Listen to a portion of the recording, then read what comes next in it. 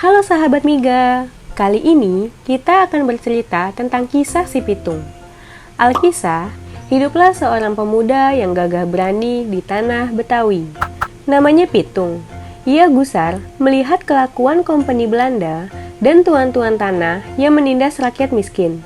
Berbekal ilmu agama dan bela diri dari gurunya, Haji Naipin, ia bertekad untuk membela kaum yang tertindas. Ditemani oleh Rais dan Ji, si Pitung merampok tuan-tuan tanah yang kaya yang berpihak pada kompeni Belanda.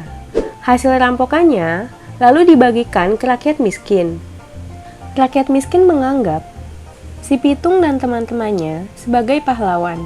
Namun, tuan-tuan tanah yang dirampok melihat mereka sebagai pengacau. Para tuan tanah itu pun menyewa para centeng atau tukang pukul bayaran untuk memberi mereka pelajaran. Sungguh hebat. Si Pitung berhasil mengalahkan semua centeng yang dikirim tuan-tuan tanah. Para tuan tanah yang resah akhirnya mengadu kepada kompeni Belanda. Kompeni Belanda mengirim pasukan untuk memburu si Pitung. Namun, si Pitung berhasil mengelak dengan berpindah-pindah tempat. Janji imbalan yang besar untuk mencari informasi tentang si Pitung pun tidak dihiraukan rakyat Betawi.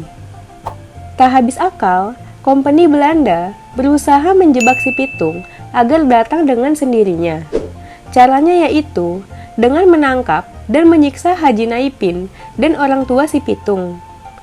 Karena tidak tega, si Pitung pun menyerahkan diri dan langsung dibunuh oleh kompeni Belanda. Setelah meninggal, sosok si Pitung dikenang oleh rakyat Betawi sebagai pembela kaum yang tertindas.